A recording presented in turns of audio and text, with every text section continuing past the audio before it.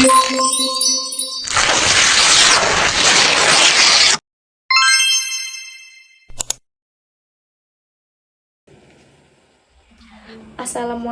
warahmatullahi wabarakatuh. Perkenalkan, saya Pira Putri Salsabila dari kelas Eksya 6 dengan NIM 2230602262 dari Fakultas Ekonomi dan Bisnis Islam Universitas Palembang. Di sini, saya akan menjelaskan dua hal, yaitu yang pertama, kurva dari pergerakan harga mekanisme pasar, dan yang kedua, perbedaan antara tadlis dan tagrir beserta bentuk dan contohnya. Baiklah, di sini saya akan menjelaskan kurva pergerakan harga dari mekanisme pasar berikut. Sebelum itu, saya akan menjelaskan P, Q, S, D, dan E. P adalah price atau harga, Q adalah quantity, S adalah supply. Supply ini terbagi lagi menjadi supply tetap, supply turun, dan supply naik. Kemudian D atau demand. Demand juga terbagi menjadi 3, demand naik, demand tetap, dan demand turun. Kemudian ini titik E, yaitu titik equilibrium, adalah titik keseimbangan harga.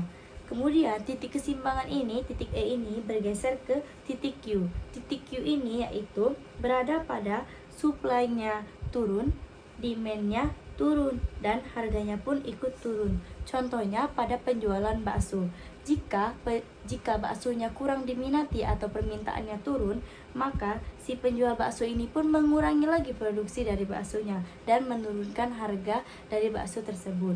Selanjutnya titik R. Titik R ini berada pada supply-nya turun, demand-nya tetap, tetapi harganya naik. Contohnya pada saat minyak sayur langka, supply-nya turun dan kebutuhan terhadap minyak sayur tersebut tetap atau stabil, sehingga menyebabkan harganya pun naik. Selanjutnya titik T. Titik T ini berada pada supply-nya tetap, tetapi demand-nya naik dan harganya naik. Contohnya penjualan mie ayam. Penjual mie ayam ini memproduksi dagangannya tetap atau supply-nya tetap, tetapi terjadilah kenaikan pembeli, permintaannya tuh bertambah. Penjual mie ayam itu pun menaikkan harga dari mie ayam tersebut.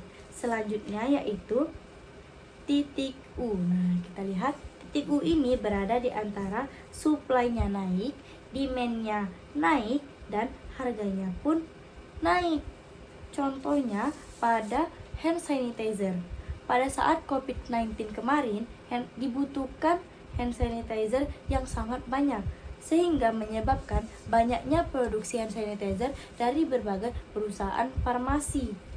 Kondisi ini menyebabkan harga hand sanitizer itu ikut meningkat atau harganya itu naik. Selanjutnya titik V. Titik V ini berada di antara supply-nya naik, demand-nya tetap, tetapi harganya turun. Contohnya penjualan kue. Penjual kue memproduksi kue sangat banyak atau supply-nya naik, tetapi pembelinya tidak bertambah. Demand-nya tetap atau pembelinya itu, permintaannya itu stabil atau biasa saja. Nah, hal ini mengakibatkan si penjual kue ini menurunkan harga dagangannya, berharap agar pembelinya meningkat. Selanjutnya titik W. Titik W ini bisa kita lihat berada pada supply-nya naik, demand-nya turun, dan harganya pun ikut turun. Contohnya penjualan masker sesudah COVID-19. Penjual menjual masker sesudah COVID-19 ini secara banyak atau supply-nya itu meningkat. Padahal yang membutuhkan masker sekarang ini menurun, permintaannya itu menurun, sehingga para penjual pun ikut menurunkan harga masker tersebut. Selanjutnya yaitu titik X. Nah, titik X ini berada di antara supply-nya tetap, tetapi demand-nya turun dan harganya pun ikut turun. Contohnya, misalnya saat produksi teh botol tetap atau stabil, tetapi pembeli atas teh botol ini menurun, demand-nya itu turun. Nah, maka harga dari teh botol ini pun ikut menurun. Nah, selanjutnya yang terakhir yaitu titik Y. Titik Y ini berada di antara supply-nya turun dan demand-nya demandnya naik sehingga membuat harganya itu pun ikut naik. Nah, titik Y ini contohnya yaitu masker pada zaman COVID-19 kemarin. Sangat sulit ditemukan karena produksinya sedikit, tetapi permintaan atas masker ini membeludak atau banyak sekali. Maka para penjual pun menaikkan harga dari masker tersebut. Demikianlah yang dapat saya sampaikan dari paparan materi yang pertama, yaitu selanjutnya saya akan menyampaikan materi yang kedua, yaitu perbedaan antara tadlis dan tagrir. Perbedaan tadlis dan tagrir. Yang pertama, tadlis atau to one party adalah apabila salah satu pihak mempunyai informasi seperti yang dimiliki oleh pihak lain, maka salah satu pihak akan merasa dirugikan dan terjadinya kecurangan atau penipuan. Macam-macam tadlis. 1. Tadlis dalam kuantitas atau jumlah, seperti penjual yang mengurangi timbangan dan mengurangi takaran. Hal ini mengakibatkan pembeli merasa dirugikan dan adanya kecurangan. Yang kedua yaitu tadlis dalam kualitas, seperti menyembunyikan cacat atau kualitas barang yang buruk. Contohnya pada saat membeli buah, penjual itu mengatakan bahwa buah ini manis sehingga pembeli berminat dan membeli buah tersebut. Ternyata setelah dimakan, buah tersebut tidak ada rasa atau rasanya itu hampa. Yang ketiga yaitu tadlis dalam harga, seperti menjual barang dengan harga yang lebih tinggi atau menjual barang dengan harga yang lebih rendah dari harga pasar karena ketidaktahuan pembeli atau penjual.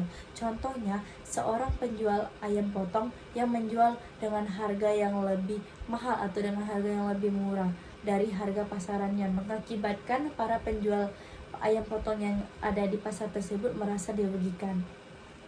Yang keempat, tadlis dalam waktu penyerahan, seperti perjanjian waktu yang tidak tepat.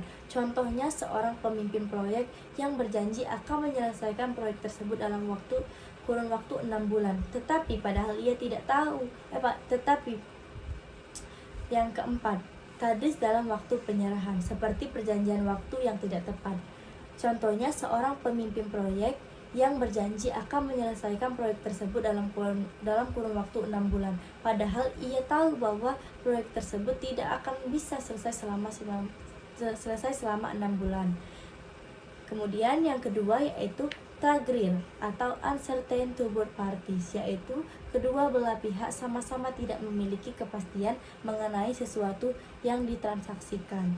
Macam-macam tagrir. Yang pertama, tagrir dalam kuantitas, seperti ketidakpastian jumlah buah yang belum panen. Contohnya, pemilik kebun jeruk menjual buah jeruk yang belum panen seharga 1.500.000, padahal belum mengetahui jumlah buah jeruk tersebut ada berapa. Yang kedua, tagrir dalam kualitas. Contohnya, menjual anak sapi yang masih dalam kandungan induknya, padahal anak sapi tersebut belum pasti hidup atau mati, sehat atau tidaknya. Yang ketiga, tagrir dalam harga. Contohnya yaitu menjual motor seharga 15 juta secara tunai dan jika kredit 30 juta. Terjadilah ketidakpastian karena adanya dua harga dalam satu akad. Kemudian yang terakhir atau yang keempat, tagrir dalam waktu penyerahan. Contohnya, penjual handphone kepada pembeli seharga 10 juta, tetapi handphone tersebut hilang. Terjadilah ketidakpastian kapan handphone tersebut ditemukan dan diserahkan kepada pembeli. Demikianlah penjelasan yang dapat saya sampaikan. Terima kasih kepada Ibu Dispa Lidian Handayani SEI MEI selaku dosen pembimbing mata kuliah Mikroekonomi Islam. Mohon maaf apabila ada salah kata. Wassalamualaikum warahmatullahi wabarakatuh.